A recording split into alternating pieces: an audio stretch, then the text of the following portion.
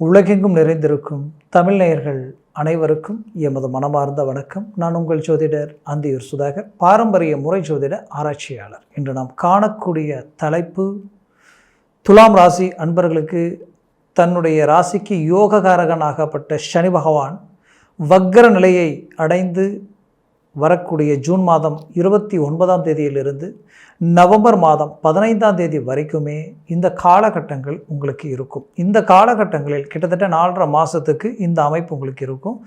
இந்த காலகட்டங்களில் சனி பகவான் உங்களுக்கு 4ஆம் வீட்டிற்கு அதிபதி, 5ஆம் வீட்டிற்கு அதிபதி. அப்போது 5ஆம் வீட்டிலே அவர் சொந்த வீட்டில் நின்று அவரது வக்ர நிலை உங்களது 7ஆம் வீட்டில் விழுது. அந்த பார்வை கடந்த காலகட்டங்களில் அடுத்து அவரது பார்வை விழக்கூடிய இடம் உங்களுடைய 11ஆம் வீட்டில் விழுது. அடுத்தது அவரது பார்வை உங்களது 3ஆம் வீட்டில் விழுது. அப்போது தனஸ்தானத்தில் விழுது. அப்போது குடும்பஸ்தானம் ப்ளஸ் 11 லாபஸ்தானம், அடுத்தது 7ஆம் வீட்டில் விழுது. இந்த காலகட்டங்களில் பஞ்சமஸ்தானத்தில் எப்பவுமே சனி பகவான் பஞ்சமஸ்தானத்தில், பஞ்சமச்சனின்னு சொல்லுவோம். பஞ்சமச்சனி அவ்வளோ சிறப்பில்லை. கிட்டத்தட்ட அர்த்தாஷ்டம சனியை விட பஞ்சமச்சனி என்ன பண்ணுன்னா, ஒரு மனிதனுக்கு இனம் புரியாத வலி வேதனைகளை கொடுக்கும். ஏதோ ஒரு மன அழுத்தம் இருந்துக்கிட்டே இருக்கும். அது மட்டும் இல்லை, இனம் புரியாத பயம். எதில் இறங்கி ஒன்று செய்யணும்னு நினச்சாலும் செய்யணுன்ற எண்ணம் இருக்கும். ஆனால் செய்யக்கூடிய நேரத்தில் ஏதாவது ஒரு காரணமோ இல்லை காரணமே இல்லாமல் அடுத்தது செஞ்சுக்கலான்ற தடைகள் கொடுக்கும். எது செய்யக்கூடாதோ அது சடனாக யாருடைய ரூபத்திலையோ உங்களை டக்குன்னு தட்டி விட்டு இது செய்யலாமேன்னு சொல்லி காரணமே இல்லாமல் கொஞ்சம் கூட நான் யோசிக்கலை, இறங்கி செஞ்சு நான் லாக் ஆகிட்டேன், என்னுடைய பொருளாதாரமே இப்போ லாக் ஆகிடுச்சுன்ற அளவுக்கு பாதிப்புகள் உண்டாக்கிடும். இந்த 5இல் இருக்கக்கூடிய சனிக்கு இந்த பவர் எப்போவுமே உண்டு. அது நம்மளுடைய ஆழ்ந்த சிந்தனைகள், ஆசைகள், லட்சியங்கள் சார்ந்த இடம். இதில் அதுவே நமக்கு பூர்வ புண்ணிய இடமும் ப்ளஸ் புத்திர பாக்கிய சம்மந்தப்பட்ட இடத்திற்குரிய இடம். அப்போது புத்திர பாக்கியம்ன்றது பிள்ளைகள் சார்ந்த ரீதியிலையும் பல்வேறு வித பிரச்சனைகளை சந்திச்சிருப்பீங்க. எப்படின்னா, உங்களுடைய பெற்ற பிள்ளைகள் அவங்களுடைய வாழ்க்கை சார்ந்த எதிர்கால வாழ்க்கையை அவங்களே தேர்ந்தெடுக்கக்கூடிய நிலைகள் உண்டாயிருக்கும். உங்களுடைய பேச்சை கேட்கக்கூடிய முடியாத ஒரு நிலையை உருவாகியிருக்கும். இன்னும் சில பிள்ளைகள் உங்களுடைய பேச்சுக்கு கட்டுப்படாமல் இயங்கக்கூடிய நிலைகள் உண்டாகும். இதுலேயும் சிலருக்கு நல்ல பேச்சு, உங்களுடைய பேச்சு கேட்டு உங்கள் கண்ட்ரோல்லே இருந்தாலும் அவர்கள் பார்த்திங்கன்னா கல்வி ரீதியிலேயோ ஆரோக்கிய ரீதியிலேயோ பாதிக்கப்படக்கூடிய நிலைகள் உண்டாயிருக்கும். இந்த மாதிரியான நிலைகளை இந்த பஞ்சமஸ்தானத்தில் இருக்கக்கூடிய சனியால் உண்டாகும். இதில் அவரது பார்வை எங்கெங்கே விழுது? 1 உங்களது 7ஆம் வீட்டில் விழுது.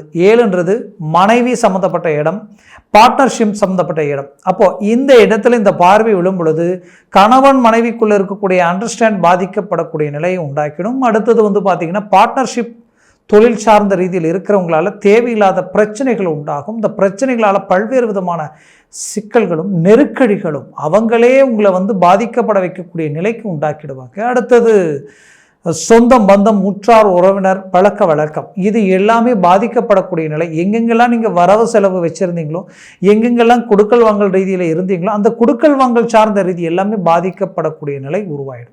அப்போ இந்த நிலையை நீங்கள் சந்திச்சிருப்பீங்க. அடுத்தது பார்த்தீங்கன்னா, இந்த பார்வை 12ஆம் வீட்டில் 180 டிகிரியில் விழுது.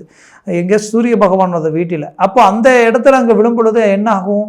உங்களுக்கு லாபஸ்தானம். கண்டிப்பாக இது எல்லாம் ஒரு புறம் இருந்தாலும் சம்பாதனையும் வருவாயும் ஒரு பக்கம் இருக்கும்.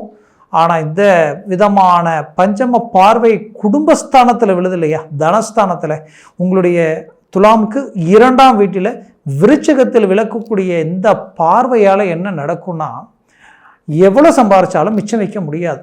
வரும் எந்த பக்கம் போகுதுன்னு தெரியாது. எதுலேயுமே அடுத்த கட்டத்துக்கு அடி எடுத்து வைக்க முடியாது. உங்களோட குறைவாக சம்பாதிக்கிறவங்க நிறையான வாழ்க்கையை வாழ்ந்துட்டு இருப்பாங்க. ஆனால் நீங்கள் கை நிறைய சம்பாதிச்சு நல்ல ஒரு அருமையான திறமை ஆற்றலோடு இருந்துமே உங்களால் அடுத்த கட்டத்துக்கு போக முடியாமல் பல்வேறு விதமான பண நெருக்கடிகளுக்கு ஆளாகி எதை செய்கிறது, எதை செய்யக்கூடாது, யார்கிட்ட கொடுக்கறது, கொடுக்கல் வாங்கல இருந்து எல்லா விதத்திலையுமே பாதிக்கப்பட்டு நிற்கக்கூடிய நிலைக்கு ஆளாயிடுவீங்க. ஏன் சொந்த பந்தம், உற்றார், உறவினர் எல்லாமே உங்களை ஒரு பேலன்ஸ் பண்ணி உங்களை விமர்சனம் பண்ணக்கூடிய நிலைக்கு நீங்கள் ஆளாயிடுவீங்க. இந்த சூழல் இது எல்லாமே இந்த சனி பார்வையினாலேயும் சனி நிற்கக்கூடிய இடத்தினாலேயும் உண்டாயிருக்கும். அப்பேற்பட்ட நிலையில் ஒரு அருமையான ஒரு அமைப்பு என்னென்னா இந்த வக்ர நிலை.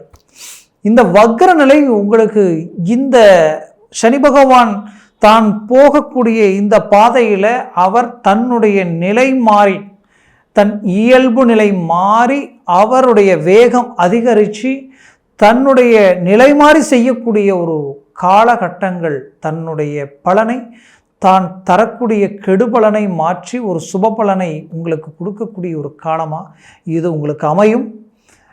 அப்பேற்பட்ட ஒரு காலம் இந்த 4.5 மாதத்துக்கு இருக்குது.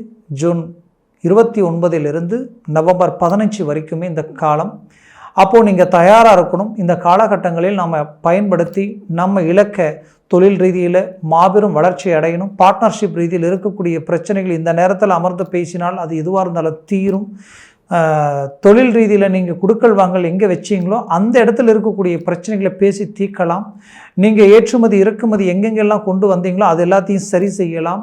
இது எல்லாத்தையும் உங்களுடைய ரூட்டுக்கு கொண்டு வரலான்ற ஒரு தன்னம்பிக்கையோடு இறங்கி செயல்படக்கூடிய ஒரு காலமாக இது இருக்கும். அடுத்து உங்களுக்கு குறிப்பாக சொல்லணும்னா இதில் ரொம்ப முக்கியமான விஷயம் என்னென்னா, வேலையில் இருக்கிறவங்களுக்கு தன்னுடைய ரொம்ப மனசுக்கு பிடிக்காம ஒரு இடத்துல வேலை செஞ்சுட்டு இருந்திருப்பீங்க. பல்வேறு விதமான நெருக்கடிகள் இருந்தாலும் வேறு வழி இல்லையேன்னு பல்ல கடிச்சிக்கிட்டு அந்த இடத்துல இருந்திருப்பீங்க. இன்னும் சிலர் இந்த இடத்த விட்டு மாறிடலாமா, நாம் எவ்வளோ எஃபெக்ட் போட்டு எவ்வளோ ரிஸ்க் எடுத்து எவ்வளோ பண்ணாலும் ஒரு ரிசல்ட் இல்லை, நம்ம நினச்ச மாதிரியான இலக்கை அடைய முடியல, ஏதோ ஒரு விஷயம் நம்மளை பிரேக் பண்ணுது, ஏதோ ஒன்று ட்ராப் பண்ணுது, தன்னை சுற்றி இருக்கிறவங்க யாருமே ஒரு நல்ல அனுகூலமாக இல்லை, தனக்கு கிடைக்க வேண்டிய ப்ராஜெக்ட் எல்லாமே கிடைச்சி கைவிட்டு போகுது, என்னன்னு தெரியலன்ற ஒரு மன வருத்தம் உங்களுக்குள்ளே இருந்துக்கிட்டு தான் இருந்திருக்கும்.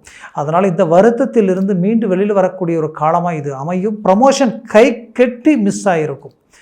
ஏன் உங்களோட தகுதி இல்லாதவங்க அதை தட்டி பறிச்சுட்டு போயிருப்பாங்க. இந்த நிலையிலிருந்து ஒரு மாறுதல்கள் கிடைக்குமான்னு எதிர்பார்த்த உங்களுக்கு திடீர் மாற்றம், அதீத யோகம், நினச்சி பார்க்காத ஒரு வளர்ச்சி, நான் எதிர்பார்க்கவே இல்லை அப்படின்ற அளவுக்கு சில விஷயங்கள் உங்களுக்கு நடக்கும்.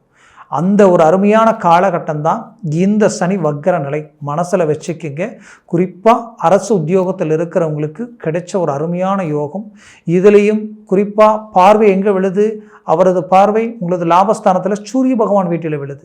அது வக்கர நிலையாகி விழும் பொழுது என்ன ஆகும்னா, சூரிய பகவான் அரசியல், அரசு சார்ந்த துறையில் இருக்கிறவங்களுக்கு மாபெரும் மேன்மைகள், கவர்மெண்ட் உத்தியோகத்திற்கு முயற்சி பண்ணுற நினைக்கிறவங்களுக்கு அருமையான வாய்ப்பு. அதுலேயும் குறிப்பாக சொல்லணுன்னா, இந்த பார்வையாகப்பட்டது உங்களுக்கு ஒரு 7ஆம் வீட்டில் விழுறதுனால வெளிநாடு யோகங்கள் கிடைக்கும். வெளிநாட்டிற்கு போகணும்னு நினைக்கிறவங்களுக்கு ஒரு அருமையான மாற்றங்கள், மாறுதல்களும் பிறக்கும். ஆல்ரெடி வெளிநாட்டில் இருக்கிறவங்களுக்கு சில நெருக்கடிகளுக்கு ஆளாயிட்டேன்னு நினச்சிங்கன்னா, சில குடும்ப ரீதியில் குழப்பங்களை சந்திச்சுட்டேன்னு நினச்சிங்கன்னா, கண்டிப்பாக தொலை தூரத்தில் இருக்கக்கூடியவங்களுக்கு அந்த 7ஆம் வீட்டில் விழக்கூடிய இந்த பார்வை வக்கர நிலை திடீர் மாற்றங்களும் சில நெருக்கடிகளிலிருந்து மீண்டு வந்து மற்றவங்களுக்காக நீங்கள் பணத்தை வாங்கி கொடுத்தோ கையெழுத்து போட்டோ பிளாக் ஆகிட்டேன்னு நினச்சிங்கன்னா கண்டிப்பாக அதை விட்டு வெளியில் வரக்கூடிய ஒரு காலமாக இது உங்களுக்கு அமையும். ஆக மொத்தத்தில் துலாம் ராசி அன்பர்கள் சரராசி தன்னம்பிக்கையான ஜாதகர்கள் நீங்கள். அது மட்டும் அல்ல, வாழ்க்கையில் சரராசினாலே உங்களுடைய ஸ்பீட் குறையாது. நீங்கள் பட்ட கஷ்டங்கள் எல்லாத்தையும் கணக்கெடுத்து பார்த்தா வேறு யாராக இருந்தாலும் இன்றைக்கி பிளாக்காகி உட்காந்துருப்பாங்க. ஆன்மீக தெய்வ சிந்தனைகளோடு வாழக்கூடியவங்க, கர்மாவுக்கு கட்டுப்பட்டு வாழக்கூடியவங்க. ஆனாலும் இன்றைக்கு வரைக்கும் நல்லது செய்தும் நற்பலன் கிடைக்கலையேன்ற ஒரு வேதனை. ஏன்னா எவ்வளவோ நல்லது செய்தாலும் அதெல்லாம் நமக்கு ரிவர்ஸாகவே நடக்குதுன்ற ஒரு மன வலி உங்களுக்குள்ளே இருந்துக்கிட்டு தான் இருக்குது. அந்த மன வலியிலிருந்து மீண்டு வரப்போகிறீங்க. குடும்பஸ்தானத்தில் விழுந்த அந்த சனி பார்வையால் குடும்ப ரீதியில் இருக்கக்கூடிய பிரச்சனைகள், மன அழுத்தங்கள், தன்னை சார்ந்தவங்க தன் விரல் தன் கண்ணை குத்தி தன்னுடைய வாழ்க்கையில் இருக்கக்கூடிய சந்தோஷத்தை கெடுக்கக்கூடிய நிலையெல்லாம் சந்தித்த உங்களுக்கு அந்த குடும்பத்தில் இருக்கக்கூடிய பாதிப்புகள் நீங்க போகுது. அதை விட்டு அழகாக ஒரு அற்புதமான ஒரு மேனேஜ்மெண்ட்டை உண்டாக்க போகிறீங்க. தனம் செல்வம் பெருக போகுது. மாபெரும் ஒரு வளர்ச்சியை உண்டாக்கக்கூடிய ஒரு அருமையான அமைப்பு. ஏன்னா உங்களுடைய ராசியில் சனி உச்சமாக இருக்கார். உங்களுடைய ராசி அதாவது துலாம் ராசியில் சனி உச்ச வீடு. சனி பகவானுக்கு உச்ச வீடு இதுதான். அவர் ஆட்சி வீடு கும்பத்தில் இப்போ இருந்து உச்ச வீடாகப்பட்ட துலாமுக்கு ஒரு திடீர் யோகம், திடீர் அதிர்ஷ்டம். ஏன்னா அவர் மொத்த பவர் அங்கே இறங்கும். அப்போது அதனுடைய ஆற்றல் உங்களுக்கு கிடைக்கும். அதனுடைய மாபெரும் மேன்மையை நீங்கள் அடைய போகிறீங்கன்றது உண்மை. குடும்பத்தில் சுபகாரியங்கள் நடக்க போகுது. ஏன் உங்களுக்கு திருமண தடையினால் மன அழுத்தங்களுக்கு ஆளாகி பிடிச்ச வாழ்க்கையை நெருங்கி வந்து எல்லாம் முடிகிற நேரத்தில் அப்படியே கல்யாணம் தடப்பட்டு நின்று போச்சு, மீண்டும் எனக்கு வழி பிறக்குமான்ற ஒரு வழியை மன வருத்தத்தில் இருக்கிற உங்களுக்கு 100% கிடைக்க போகுது.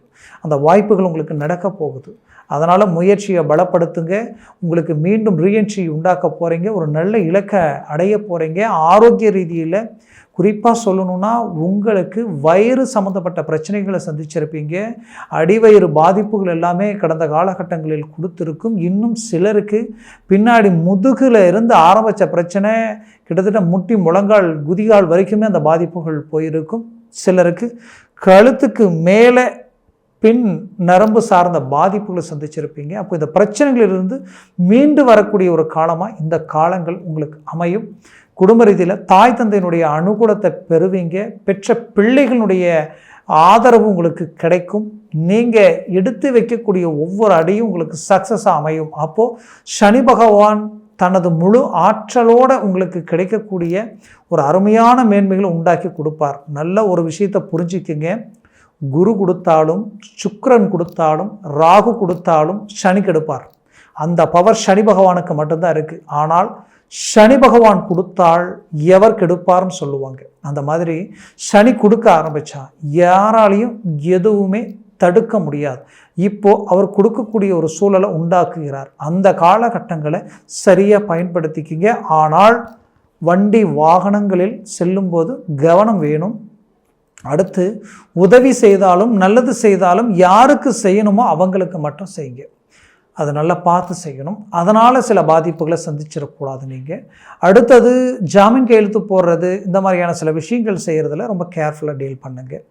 மேற்கொண்டு இந்த காலகட்டங்களில் சில புது முயற்சிகளுக்கு அடியெடுத்து வைக்கிறீங்கன்னா கொஞ்சம் சிந்தித்து செயல்பட்டு அடியெடுத்து வைங்க. அது நல்லது. ஆக மொத்தத்தில் இந்த காலம் உங்களுக்கு கிடைச்ச ஒரு வரம், ஒரு பாக்கியம். ஆக உங்களுடைய ஜனன ஜாதகத்தில் திசா புத்திகளும் ரொம்ப முக்கியம். சர்வாஷ்ட வர்க்கத்தில் அஷ்டவர்க்க பரல்கள் அதை விட ரொம்ப முக்கியம். இந்த பரல்கள் 4க்கு மேலே இருந்துட்டு டாப் லெவல், அதை விட ஒரு பாக்கியம் வேறு எதுவுமே இல்லை. அதனால் உங்கள் ஜனன ஜாதகத்தை பார்த்து எந்த ஒரு முடிவு எடுக்கிறது ரொம்ப நல்லது. அப்படி பார்க்கணும்னு நினச்சிங்கன்னா கீழே இருக்கக்கூடிய கான்டாக்ட் நம்பருக்கு கால் பண்ணி முன்பதிவு செய்து வாட்ஸ்அப் மூலமாக உங்கள் ஜாதகத்தை அனுப்பி தெளிவாக விவரமாக கேட்டு தெரிஞ்சுக்கிங்க. அதை சார்ந்த முடிவுகளும் முயற்சிகள் எடுங்க. 100% வெற்றிகள் அடைய போகிறீங்க. ஆக துலாம் ராசி அன்பர்களின் வாழ்க்கை வளமாக அமைந்திட எமது மனமார்ந்த வாழ்த்துக்கள். நன்றி, வணக்கம். மீண்டும் சந்திக்கலாம்.